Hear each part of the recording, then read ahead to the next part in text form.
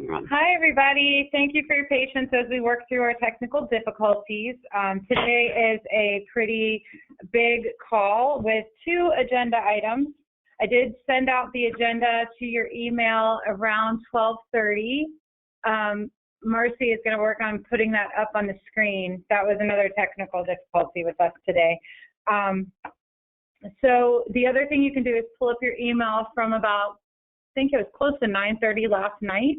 The agenda copies exactly what's in that email that I sent last evening to all of our providers talking about the school readiness and VPK attendance submission process. So right now, so that we can get through all of this, I'm going to ask you to type your questions into the question box, and we will address them at the end of each section. Okay, so I'm going to start with talking about submitting your school readiness and VPK attendance. So first things first, your school readiness and VPK attendance are due, just like they always are every month, by the 3rd business day, which would be this Friday, April 3rd, by midnight. So let me just stop there for a second. Your due date is Friday, April 3rd, by midnight. And that is to submit your attendance through the provider portal in EFS mod and upload your sign-in and out sheets as well as your long and short forms to Blue Jean. This is the same process we have done for however long now. So that process is not changing at all.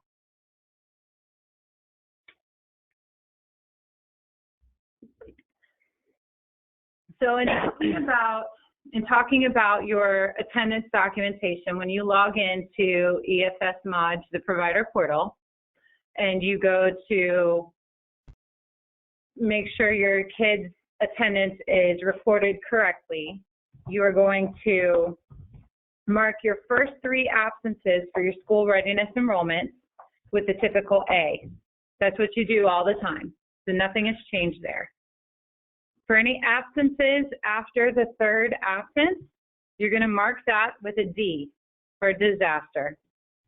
That is what we are currently experiencing, and that is the guidance we have received from OEL, is to mark the COVID-19 issues and the attendance issues due to COVID-19 with a D.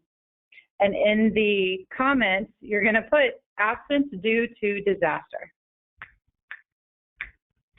So any children that were absent, for you providers that have remained open, you're going to mark your first 3 school readiness absences with an A. And any absence beyond the 3, you're going to put a D. And in the comment section under the absence reason, you're going to put absence due to disaster. Now, you probably remember that we used to ask you for doctor's notes for any absences after the 3rd absence and up to the 10th absence for school readiness. For the month of March, you do not need to submit any doctor's notes.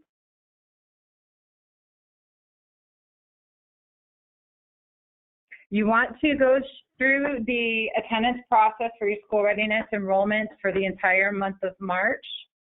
Any children that were enrolled at your site for the month of March, you want to submit attendance for, regardless of whether they actually showed up at your site or not.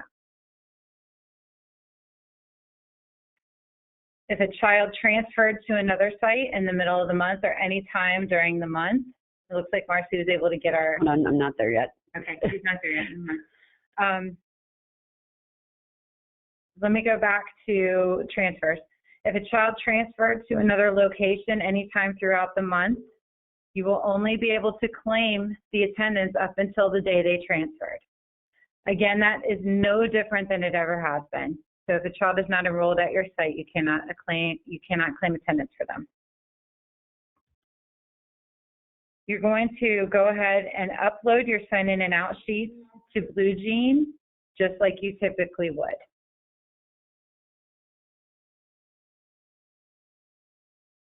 So that is the process for school readiness. So basically, to sum it up, to enter your March school readiness attendance roster, you're going to log in to the provider portal like you typically would.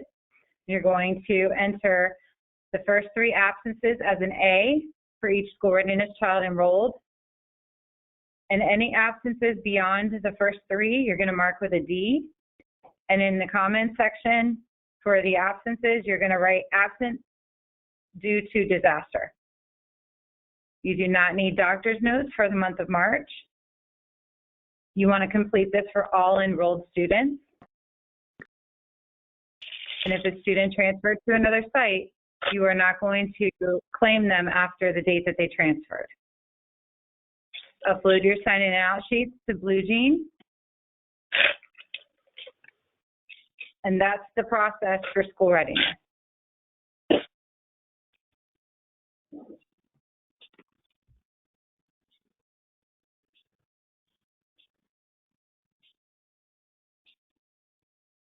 And if you're on the call and you have a microphone, if you could please mute yourself so that we're not hearing your background, so that everybody can hear the call, we would appreciate it. Thank you so much.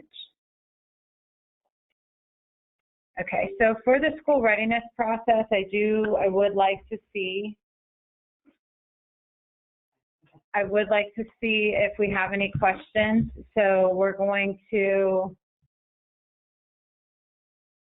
in a second, we're going to see if there's any questions for the school readiness portion of this, because I want to address those each individually.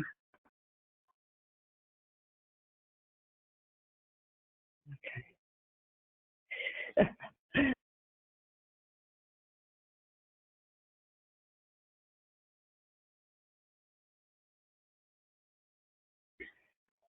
Okay, so the first question is going to be, do we have any information about VPK hours?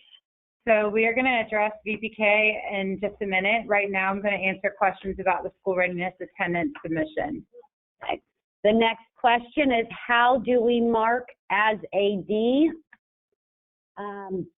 The answer for that is every child that you go to, as if you were doing an absence for them, you are now going to have a new drop down as soon as OEL updates the portal, and it will have an option for a D for disaster. And this is why in my previous emails, I said you cannot submit your attendance before the 1st, because OEL is working on putting that in to ESS mod into the provider portal so that you can do that. So that should be available starting tomorrow. Okay. Part of your screen is going to go black a second because I'm trying to make sure I can see all of these questions. And if we do not get to your question, we will be putting out an FAQ.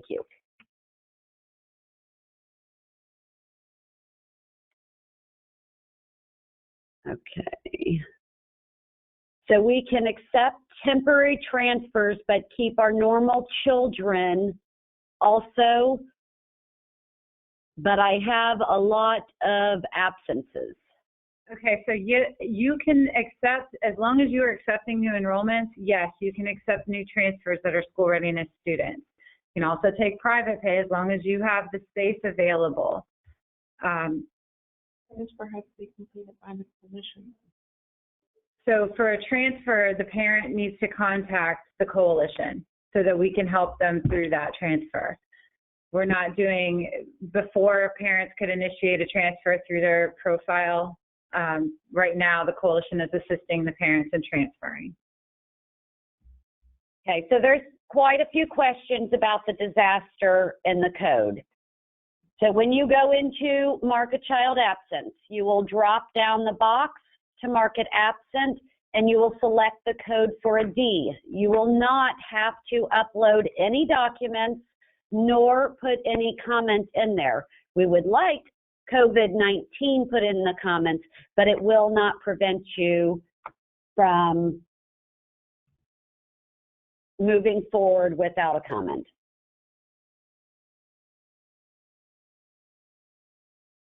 Next question is, how will we know if they transferred if we are not doing a zero balance?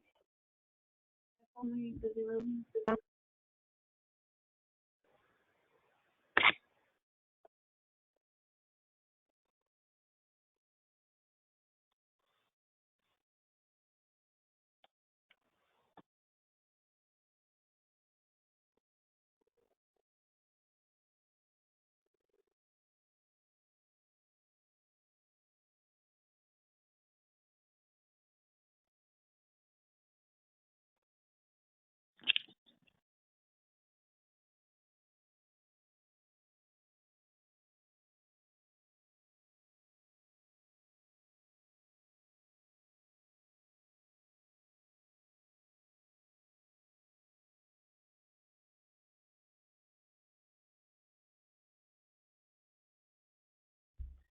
So the answer to the zero balance question is the zero balance form is only waived if the provider closed. If the provider is still open and a parent is transferring, they do have to have that zero balance form.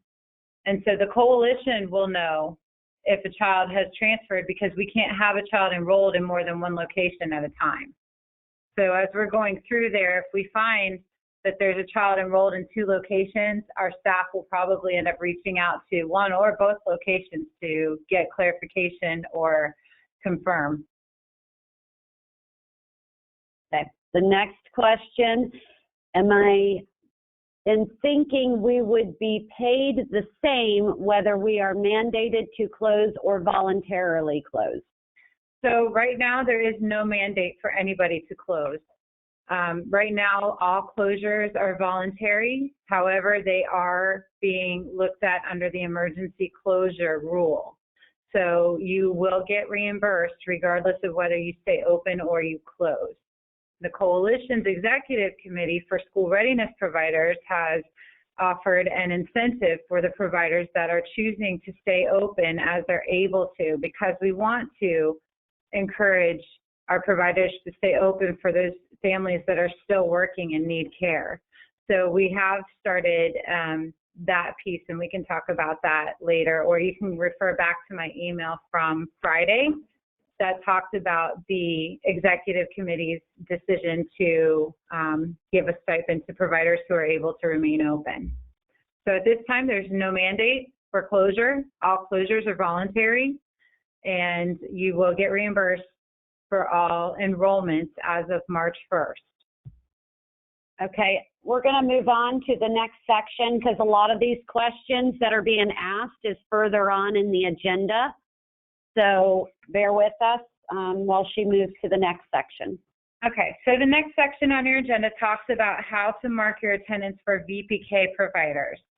So for VPK, if you were open or if you were closed, you're going to mark absences for the days that your program was open. So if you were open, then and the child was absent, you're going to mark the absent just like you normally would.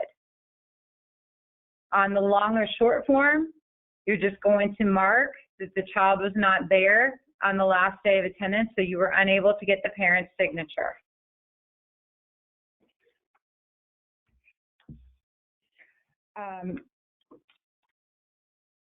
You will then upload your sign-in and out sheets to BlueJean as well as your long or short forms. So as long as you've made a documented attempt to get the parent to sign just like you always have, and if your site closed, we will be able to move forward with processing your attendance. Now, typically, we've asked that you make 2 attempts to reach a parent. However, if the child has not been in attendance for a majority of the month, we'll be able to see that on your attendance roster. So my suggestion to you is that you make contact with the parent. I would suggest you do that anyway, just like our staff is doing with you all on a daily basis. You don't necessarily need to call them every day, but you definitely want to do a well check on your families if they're not attending and you're still open to find out what's going on, why. That can count as an attempt. And if you make 2 calls or you send an email, something to that effect, you can put that on your long form or your short form as your attempt to contact the family. So again, to reiterate how to mark your VPK attendance roster, if your program was open, you're going to mark absences as they occurred for each enrollment. So if you had VPK and the child didn't come, then you mark the child as absent. Okay, so one of the questions that came up here is, does the 80-20 rule still apply for VPK? So the answer to that is, since the absences contribute to the hours paid, there will be no 80-20 deduction during the effective period for school year classes. That she's reading directly from our guidance from OEL. So that is straight from OEL.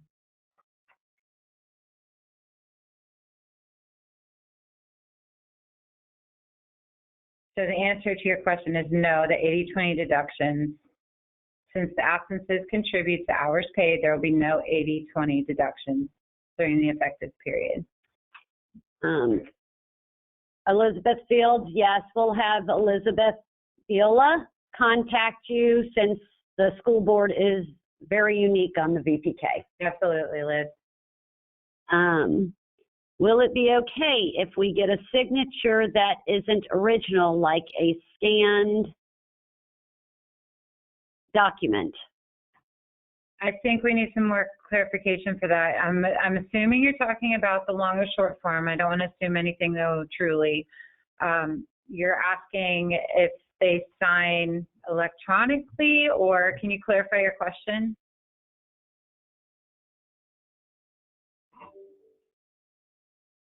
Okay. The next question comes that says, my SR attendance changed today, and now my closure days have an asterisk. Is that correct? And what does that mean? Have we gotten to that part? We haven't talked about closures yet, but basically what that means is that our staff we have to enter your emergency closure. So when you reach out to me, and this is why I have to have everything in writing, when you reach out to me and you say my site is going to be closed for this amount of time from this date to this date, we actually have to do some processing on the administrative side on the back end. And so our staff here are going in now and looking at all those submissions that you all have given us. Even if you closed for one day, we still have to enter that from the administrative side. So it is accurate. Okay, so responses back to the electronic signature is they're going to be contacting the parents to sign and return via scan. Is that okay? Yes, that's okay.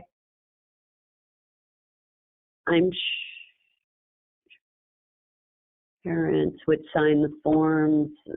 Okay, so yes, we'll take those. If VPK is open and no kids, do we put an absence on the attendance? Yes. That is all of the questions we have so far, so we're going to move on with the next subject. So the next agenda item is directives for those of you that did close.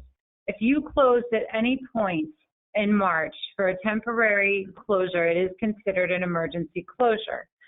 So for the month, from March 1st until the date that you voluntarily closed your site, you want to go back up to the school readiness and VPK directives above for your attendance documentation.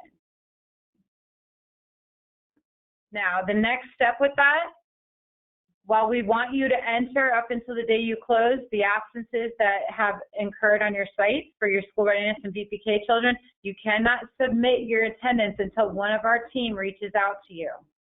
So we have kept very diligent records of every email you've sent us, and we are keeping track and sending a closure list up to OEL on a daily basis. That lists your open dates, your close dates, your anticipated reopen dates, and more information than that. And Marcy and her team have been very good about keeping up with the attendance rosters to document those emergency closures, and that is what her team is working on right now. So in order to ensure that any provider that closed during the month of March is reimbursed according to the guidance we've received, Marcy and her team have to do some back-end administrative work before you can submit your attendance. Again, this is why we said you have to wait until at least the 1st to submit. But for those of you that are closed, you're going to have to wait for our directives. And you are a priority for us, and we will be in contact with you to get that started, okay? Let's see if there's any, let me pause for a second.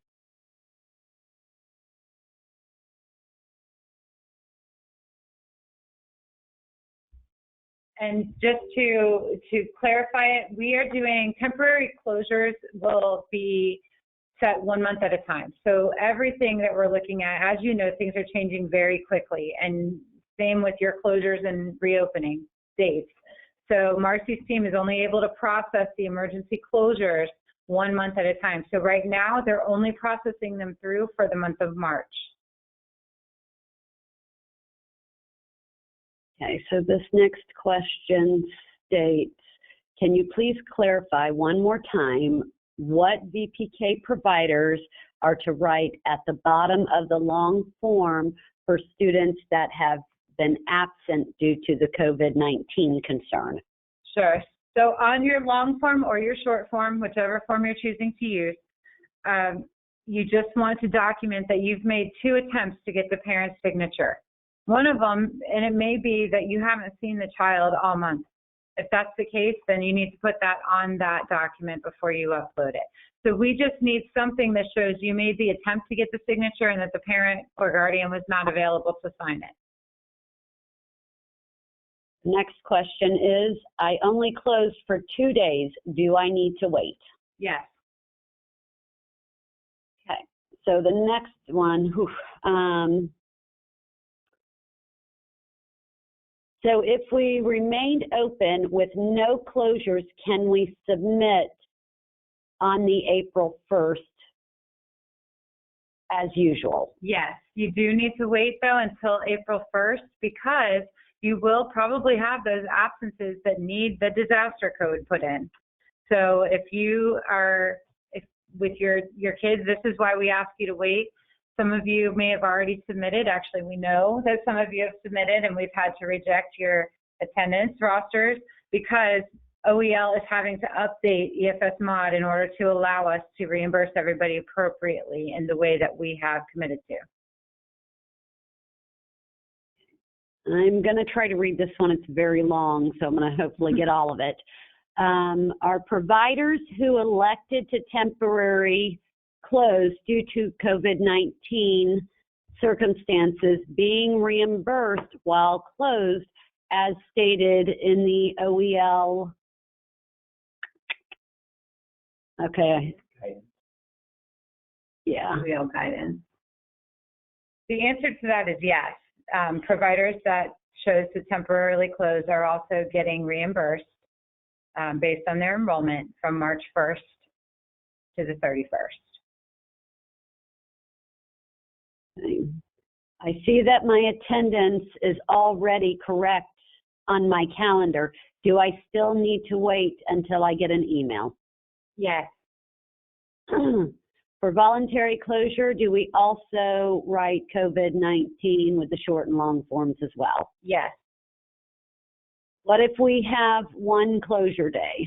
You still follow the same thing with if one closure day counts as an emergency closure, so you would still need to wait for one of our team to contact you in order to submit your attendance. Go ahead and still document the absences like it's listed in the directives above. So I think this is kind of too, my site is only VPK only, but it says, do we still have to wait till April 1st? Yes, everything has to wait till April 1st, not just on the temporary closures, but OEL is trying to release these updates for them, for your use. So the D may not be there if you try to do it today, to be able to mark those absences with a D. The school holiday may not be extended. We had to put a data ticket in for that. So your school agers will get paid full time during this time. You want to be very careful and definitely wait to submit this. This is to ensure the integrity of the data is correct so that we can pay you correctly because this is a big change and this is something different that we've never incurred before. So with this, we need everybody to follow the directives and wait until at least midnight, at least April 1st to submit your attendance rosters. And for if you had one single closure day in the month of March, you will need to wait until one of our staff contacts you to submit your attendance. You can prepare it, just don't submit it. Okay, I think we've covered most of the other questions. Okay, so now we're going to move on to the second part of our agenda today, which is the waiver of parent fees. So on our call last week, we were able to talk a little bit about this, and I think I put out some information on the 20th of March about the waiver of parent fees. It is now effective April 1st. School readiness providers, you will not be able to charge a school readiness parent their parent fee that is given by the coalition. So when parents come in to determine their eligibility for the school readiness program, we assign a parent fee based on their family size and income, and that is on their certificate that you see in the provider portal when you accept an enrollment. At this time, that parent fee is waived, and the coalition will pay you that parent fee. So that is going to be a part of your reimbursement for April. Instead of the coalition backing out the parent fee like we normally would, instead we're going to pay you the entire market rate for each child based on their age and their eligibility for enrollment and the type of provider you are. So on our agenda, you can see the different things. So we're going to be paying you the approved market rate for each child enrolled in your program based on the provider type, the child age, and the child's eligibility, full-time or part-time. You can charge only your differential rate. So you cannot charge a parent fee, but if you have a differential rate that is above and beyond the parent fee, you can charge that if you need to.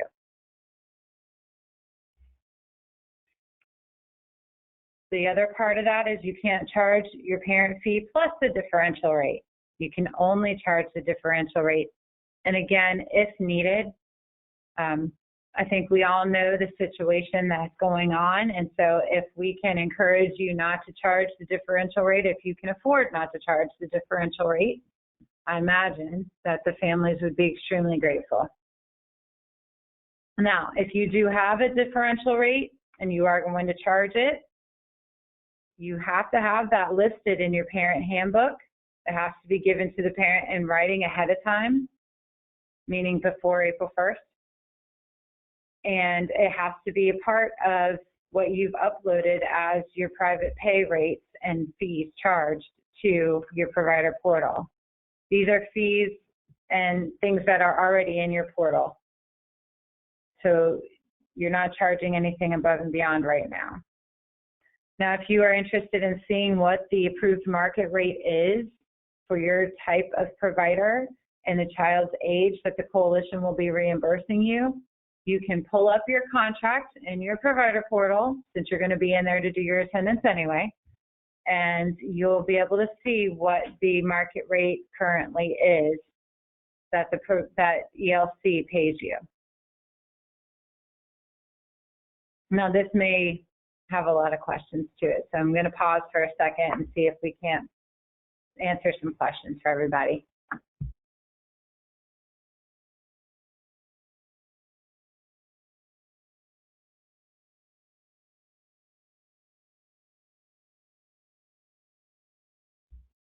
Okay, while we're waiting on some questions to come in, I do know that there was a couple of questions that were listed up here. My team finished reimbursement last month, 2 days before you were paid, and then we ran into getting prepared for this COVID-19. We know that there are some emails out there that we have not been able to come back and get answers for you. You should be receiving those this week. Before we start the next reimbursement, answers to any of last month's questions you had on attendance. So bear with us with this transition.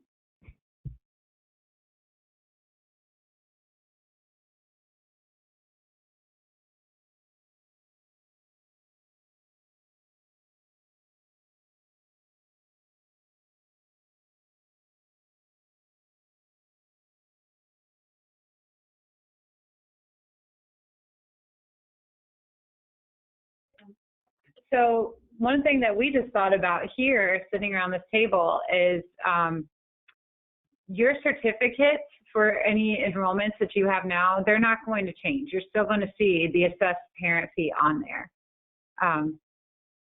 And that will end up helping the finance team in determining the correct amount to reimburse you in order to get to the full rate. So you won't see any changes on the parent rate on the certificate right now. And the next question is SR is SR marked as full-time or part-time? That is determined by the family's eligibility. So if the family is eligible for full-time services, typically the child will show up on your attendance roster already listed as full-time. Now, Marcy mentioned earlier that your school agers that are coming now full-time, basically, that you're getting paid for the full day of enrollment if the family is eligible for the full day of enrollment. Now, if the family is only eligible for part-time services, then that's all that we can pay. That's something for you to pay attention to with your school agers. So an example I can give you is we just recently had spring break 2 weeks ago, and then last week was an extension of spring break. Your school agers that attended, if they were eligible for full-time, Marcy's team has been working to ensure that you get paid the full-time rate for all eligible school agers that attended last week. And now with the continuation of school being out and a lot of our providers are continuing to serve those school-age students, that will carry on until time uncertain at this point. Okay, so just clarifying, my center is open, but we are not holding VPK. Am I understanding correctly that we will still be paid for VPK? Yes, you would submit your attendance for the month of March. Okay. With all enrolled children, and you would just mark that they were absent. This is backing up a little bit to the VPK only sites that have temporarily closed. How do we mark the students in the portal with a D like SR? Okay, so I'll answer that one for you. Thank you. Because VPK is only the child is there or not, what you're going to do is you're going to mark everything as an absence. You will not have the D in that, whether you are open or closed for VPK. On the VPK side, you will see when we put the temporary closure in, you will see your asterisk there. Yep. So the D is not necessary on the VPK side.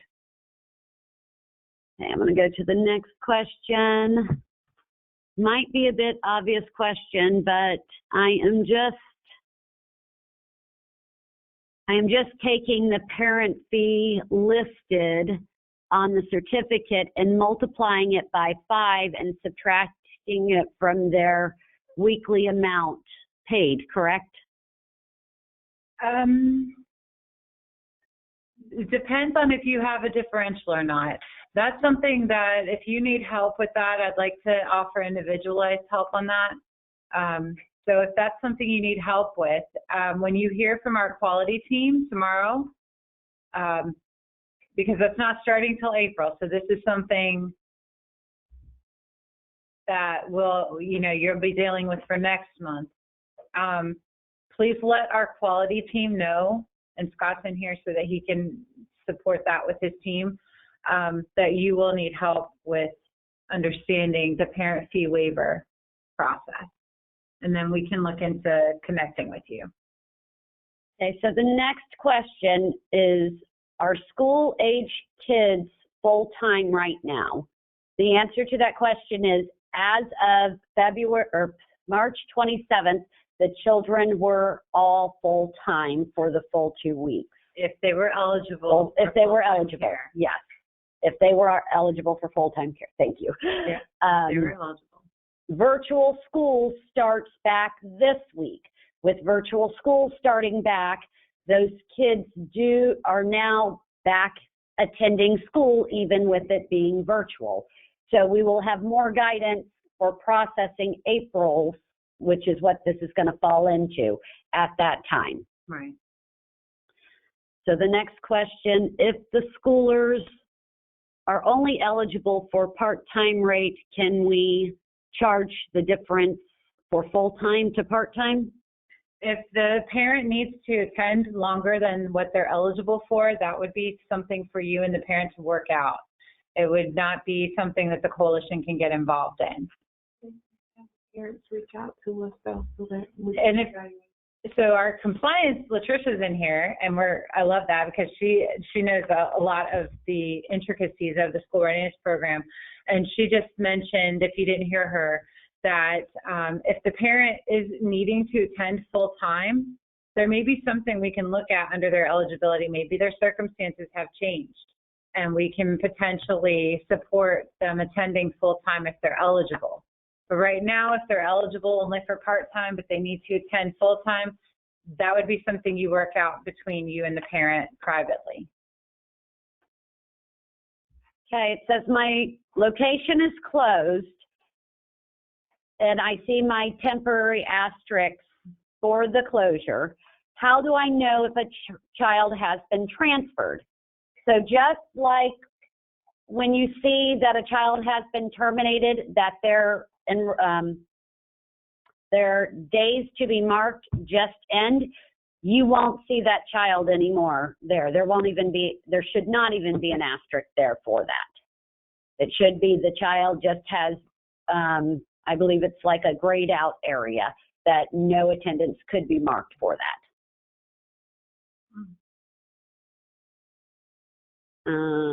We will still have them even though it's virtual. I do understand you're going to have the school agers due to it being virtual. I did ask OEL those questions. And as I said, we will have more guidance before you start submitting during that time. Since it's not involved with this reimbursement you'll be submitting, I want to wait to get full answers for them as to how you will handle them next month. But yes, OEL is aware that there will still be school-age kids on virtual, but during the day being full-time at child care. We are working on that answer. So school-age children that are still attending, okay, full-time, we will get paid part-time starting when? I will get, same thing I just said, we're going to get clarification on that. So hang tight on that. And that starts tomorrow, April 1st. So there is a little bit of time for us to look into what that means for you. And I mean, we want it sooner than later, so we're not going to just wait on it. But we would definitely keep watching your daily email updates because that's something that's a priority for us.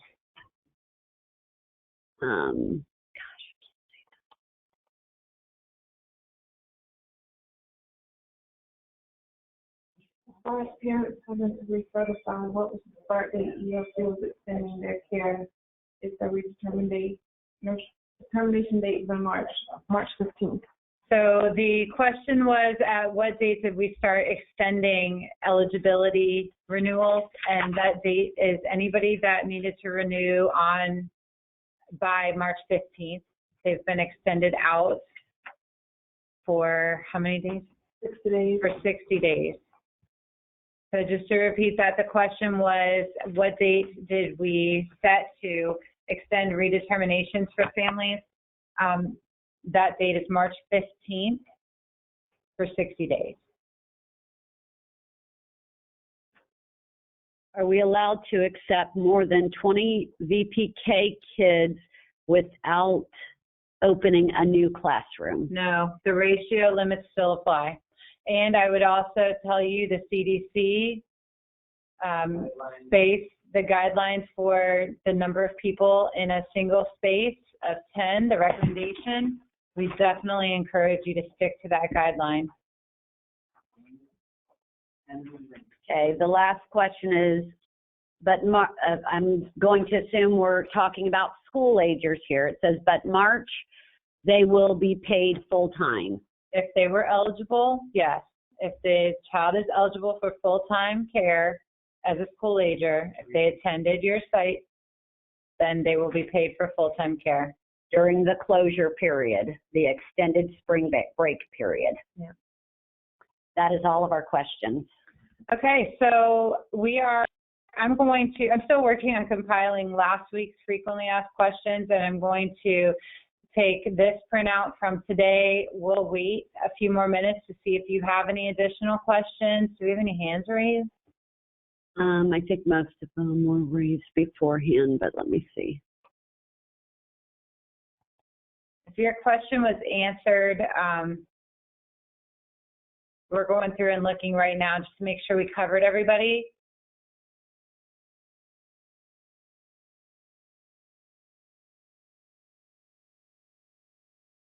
Thank you again for your patience today. Glitches occur, and we are learning very quickly how to just go with the flow on daily changes. We continue to compile resources and information for you. We've had a lot of providers that are being very generous with donations of different things. When we had last week, an example, we had a provider who was choosing to close that had milk that they were able to give to another provider. Continue to use our Facebook page to support each other and to reach out. You can always reach out back to me. We're doing the best we can to respond timely, and we're still here for you. And our staff are calling every day, and that might seem kind of funny. Why are you doing that? And I can tell you we're doing it because we care about you. And we're doing it to make sure that that we're aware of any needs that you have. So use that time when you're connecting with our quality team every morning or as they're able to connect with you to let them know if you do have a need that is really ongoing. We're trying to find resources for every question that we've been given and where can we find this? We've compiled a lot of resources I think yesterday was my 12th daily update since this all started. And every update has contained some piece of new information. So I don't think we have any more questions. Let's do one more check.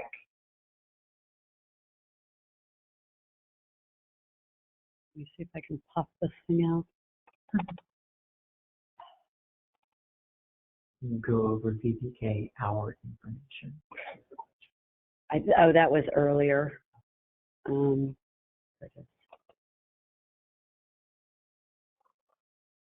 no, I guess it is still here. Okay. So can we go over VPK hour information? So I'm going to assume that question means and it's a question that was given to me through email this morning, is do we have to make up our time? What are the hours? And things of that nature. So right now, we don't have any guidance necessarily on making up hours. You are claiming your attendance though. And so as you're entering those absences in, they're counting towards hours.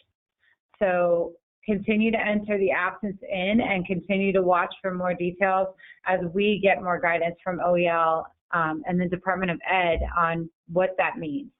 Right now, we don't have a definitive answer on that, but your absences count towards your hours. Next question, is it safe to call parents to come in and sign the short forms? That is a business call on your part. To me, if parents aren't coming in already, I don't know that I would call them and ask them to come in to sign that.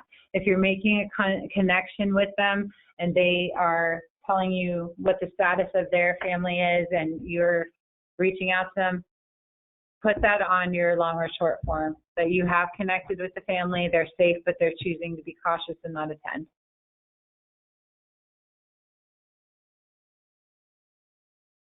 Okay, that is it, and it is 2 o'clock. I'm proud of everybody. So, we can't hug you, so hug yourself. And stay safe, use hand sanitizer, wash your hands, let us know what you need. And again, thank you for doing what you do. We'll talk to you soon.